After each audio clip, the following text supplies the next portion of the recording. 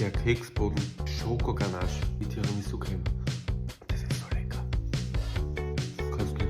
Für die Tiramisu-Tat stellen wir zuerst einen Kaffeemürbeteig her, der in der Tartform gut durchgebacken wird.